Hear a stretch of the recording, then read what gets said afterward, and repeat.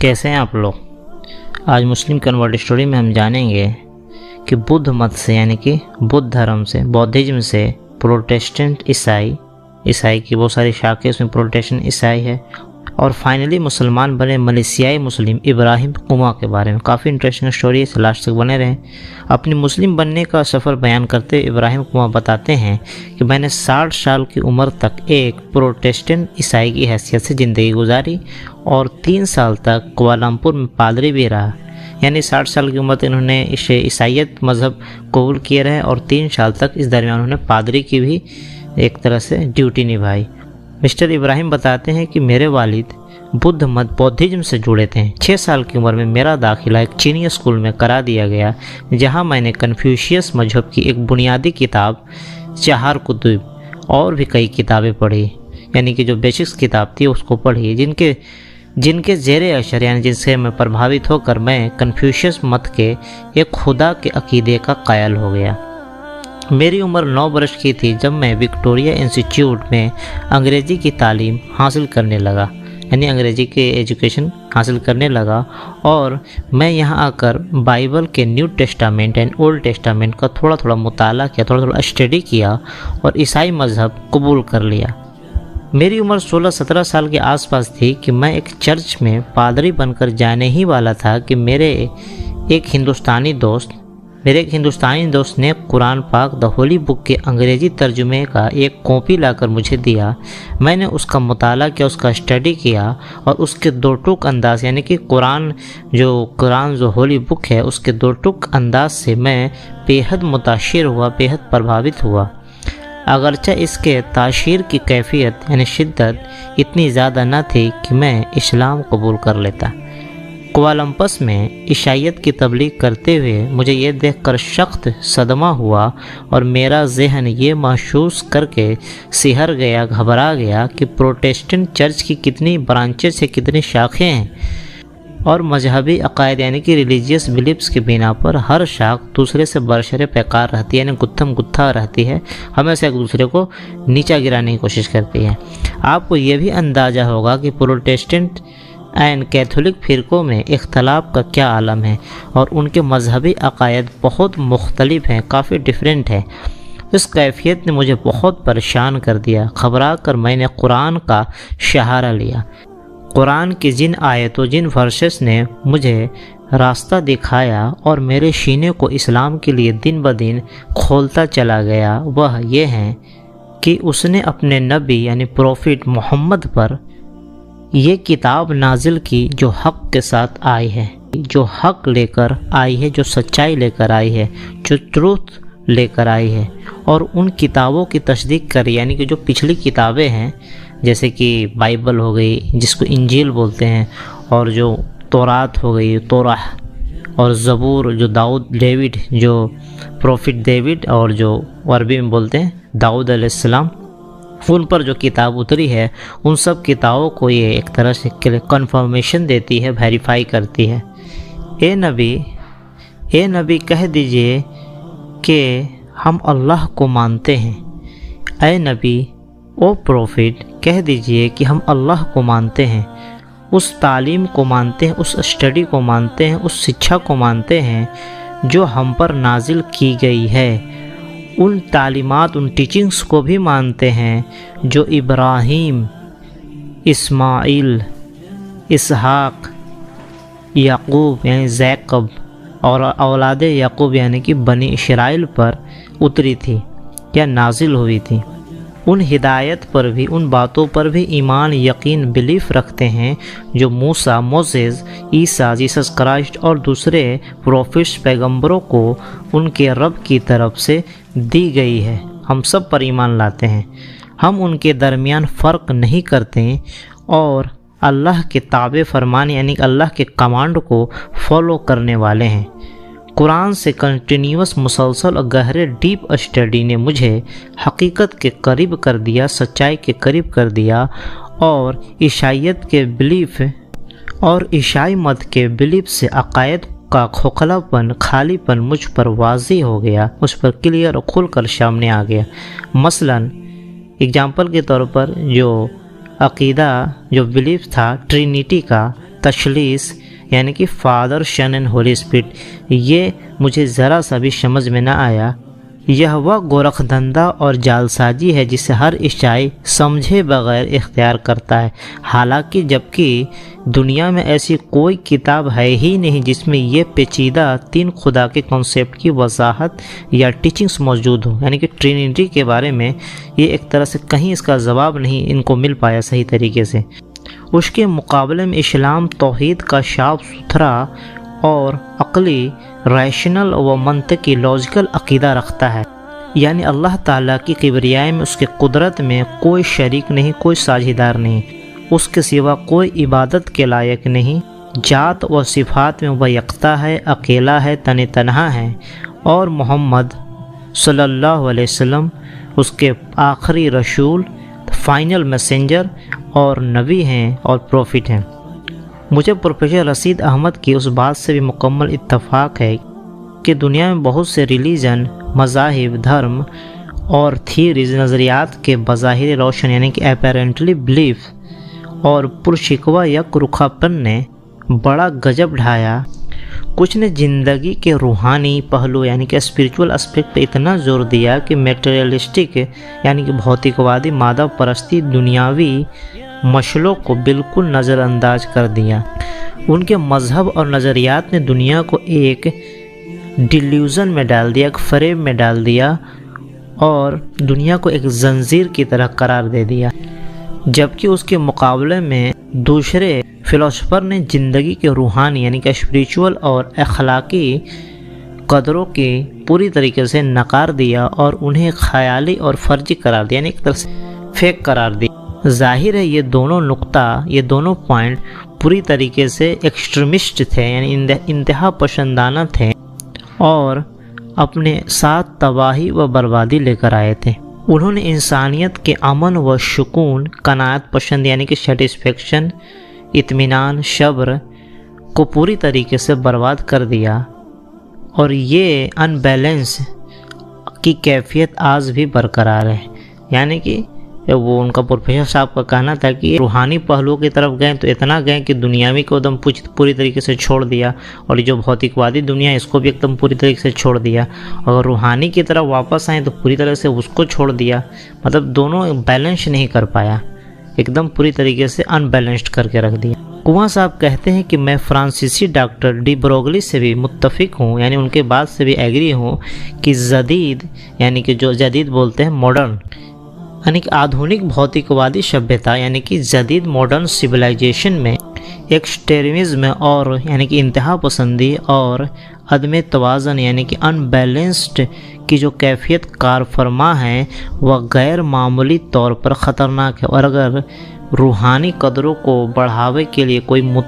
کوئی متوازی تحریک نہ چلے، یعنی کوئی ایک ڈھنگ کا کوئی تحریک نہیں چلا، کوئی موومنٹ نہیں چلا روحانی یعنی کہ جو اسپریچول اس کے لیے یہ نہیں چلا، تو دنیا دردناک تباہی سے دوچار ہو جائے گی۔ یعنی کہ کہنے کا مطلب ہے کہ روحانی پہلوؤں پہ بھی غور دینا، صرف فزیکل اسپیکٹ پر غور نہیں دینا، کہ روحانی یعنی کہ اندر کی چیزوں سے، دل کا جو ایموشنز، فیلنگ اور جتنے بھی چیز ہوتی ہے اندرونی دماغ کے بارے میں، اس کیسے سوچتا ہے مینٹلی، اور ہر طرح کی چیز اس کو روحانی پہلوؤں پر بھی غور و فکر کرنا۔ لارڈ رسل کے بقول عیسائیت نے ایک انتہا کی طرف جھک کر بہت بلنڈر غلطی کی، جبکہ تہذیب جدید یعنی کہ جو ماڈرن سویلائزیشن نے سارا وزن دوسرے پلڑے میں ڈال کر ظلم کیا۔ وہ لکھتے ہیں کہ ہم نے زندگی کے ظاہری ڈھانچے کو بہت خوبصورتی اور سلیقے سے سجایا ہے۔ ظاہری ڈھانچے یعنی کہ جتنے بھی باہر کی چیزیں ہو سکتی ہیں، ہمارے سجاوٹ، بناوٹ اور جتنی بھی چیزیں ہو سکتی ہیں فزیکل جو ہوتی ہے، کہ ہم نے زندگی کے ظاہری ڈھانچے کو بہت خوبصورتی اور سلیقے سے سجایا ہے، مگر باطن کی بنیادی اور ضروری احتیاط کو نظر انداز کر بیٹھے۔ یعنی کہ جو اندر کی جو جتنی بھی چیز ہے، فیلنگس ہے، ایموشنس ہے، روح ہے، اور جتنا بھی مطلب ہنسنا ہے، رونا ہے، اور ہمارا دماغ کس طرح سے سوچتا ہے اور کس طرح سے لوگوں کے بیہیویئر ہیں، ایک طرح سے بیہیویئرل اپروچ ہے، اس کو پوری طریقے سے نظر انداز کر بیٹھا ہے۔ ہم نے ایک حسین و جمیل پیالہ بنایا ہے اور اس کی آرائش بھی خوب کی، یعنی اس کی سجاوٹ بھی خوب کی ہے، اس کو ڈیکوریٹ بھی خوب کیا ہے، اور اس کے اندر خوش جائے گا یعنی کہ اس کے اندر ڈیلیشیس پوائزن بھر دیا ہے۔ ہم نے علم کی ساری صلاحیتوں اور قوتوں کو، کیپیبلٹیز اینڈ کیپیسٹی کو محض بدنی، شاریرک، فزیکل، جسمانی عیش و آرام مہیا کرانے میں لگایا ہے، لیکن روح کے شعور کے، روح کی ضروریات کے تقاضوں کی پرواہ نہ کی اور اسے بے یار و مددگار چھوڑ دیا۔ اس دردناک کیفیت، اس دردناک سچویشن کے وپریت کے اپوزٹ اسلام زندگی گزارنے کا ایک درمیانہ اور متوازن، ایک بیلنسڈ راستہ بتاتا ہے۔ اسلام مادیت اور روحانیت یعنی کہ میٹیریلزم اینڈ اسپریچول میں توازن پیدا کرتے ہیں، یعنی کہ ایک طرح سے بھوتک وادی میں اور مطلب ایک طرح سے روحانیت میں، دونوں میں ایک بیلنس اسلام یہ کرتا ہے، بیلنس بناتا ہے، توازن پیدا کرتا ہے، اور دونوں میں سے کسی کو نظر انداز، کسی کو بھی ایوائڈ نہیں کرتا ہے، یعنی کہ باہری ضرورت بھی ہے، اندر کی بھی ضرورت ہے، دونوں کو بیلنس کر کے چلتا ہے۔ اسلام کا مطلب ہے اطاعت، اللہ کی اطاعت اور اس کے قوانین، یعنی جو اس کے مطلب جو لاء بنائے گئے ہیں اور احکامات جو ہیں اس کی پابندی کرنا، اس کے مخلوقات کی خیر خواہی، یعنی کہ جو اس نے کریچرس بنائے ہیں دنیا میں، جتنے بھی، چاہے انسان بھی ہو اور جانور بھی ہو، جتنے سب کی جتنے بھی مخلوقات ہیں، جتنے بھی کریچرس ہیں، چاہے انسان ہو جانور ہو، ان کے جتنے بھی حق ہیں ان کو ہم صحیح سے ادا کریں، ان کی خیر خواہی، ان کی گڈ ول کے لیے، اور معاشرے یعنی کہ سماج کی اصلاح، سماج کے سدھار کے لیے کام کریں۔ عیسائیت، تہذیب، حاضر اور اسلام کے کمپیریٹیو اسٹڈی نے مجھے پوری طریقے سے ایک ایک چیز کھول کر میرے سامنے رکھ دیا۔ میں نے دل کی انتہائی گہرائیوں سے اسلام قبول کر لیا اور سچے مسلمان کی طرح اسلامی قوانین کی پیروی قبول کری، یعنی جتنے بھی اسلامک رول اور ریگولیشن اس کو پوری طریقے سے قبول کر لیا سچے دل سے۔ اسلام نے مجھے یہ سکھایا کہ میں غریبوں اور ضرورت مندوں کی ضروریات اور مشکلات کو سمجھوں اور ان کی مدد کرنے میں کوئی کوتاہی نہ کروں، کوئی کسر نہ چھوڑوں۔ میں اپنے آپ کو بے حد خوش قسمت سمجھتا ہوں کہ جو کچھ اللہ نے مجھ کو عنایت فرمایا ہے میں اس پر پوری طریقے سے راضی ہوں، اور اس کے فضل و کرم کا میں شکریہ ادا کرتا ہوں جو وہ دین و رات ہم پر نازل کرتا ہے۔ ہمیں اس مشکل دور میں صرف اللہ کی مدد درکار ہے۔ ہمیں اس سے تحمل، پیشنس، علم اور محبت کی بھیک مانگتے ہیں تاکہ ایک پوری طریقے سے ایک شانت، ایک امن، ایک پیسفل ورلڈ کی تخلیق کی جا سکے، ایک پرامن دنیا کی تخلیق کی جا سکے۔ مختصر اسلام کی جن ٹیچنگز نے، جن شکشاؤں نے، جن تعلیمات نے مجھے اپنا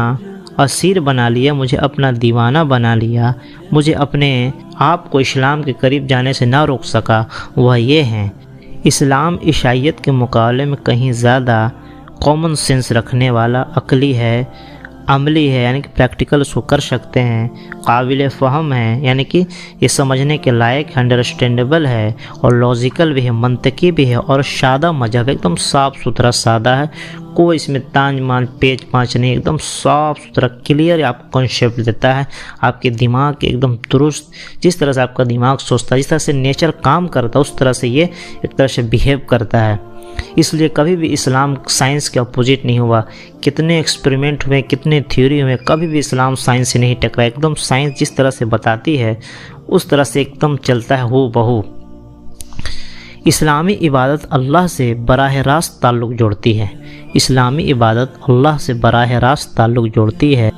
یعنی کہ بالکل صحیح طریقے سے تعلق جوڑتے، بالکل صحیح طریقے سے اپنے بنانے والے سے رشتہ جوڑتی ہے۔ اسلام میں خدا کا تصور بڑا ہی کرسٹل کلیئر اور صاف ستھرا ہے۔ اسلامی عبادات میں زندگی اور یعنی اسلامی جو پریکٹسنگ میں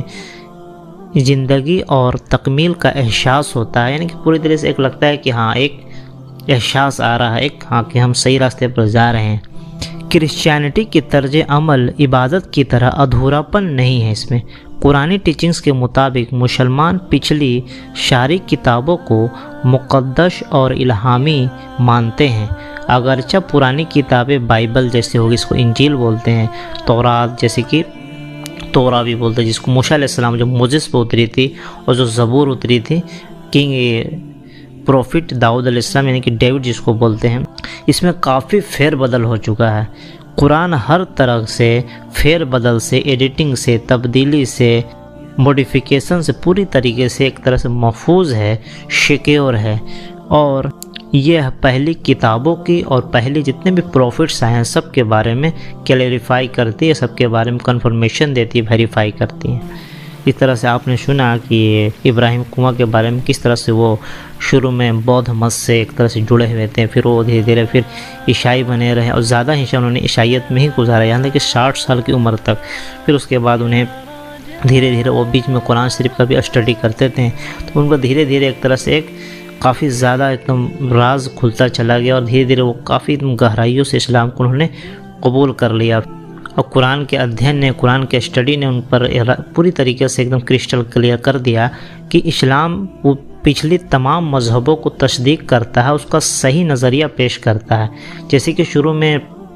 سارا ریلیجن ایک ہی تھا، پھر لوگوں میں اختلاف ہو، لوگوں میں کنفیوژن شروع ہو گئی، تو پھر دھیرے اللہ نے نبیوں کو بھیجا، یعنی کہ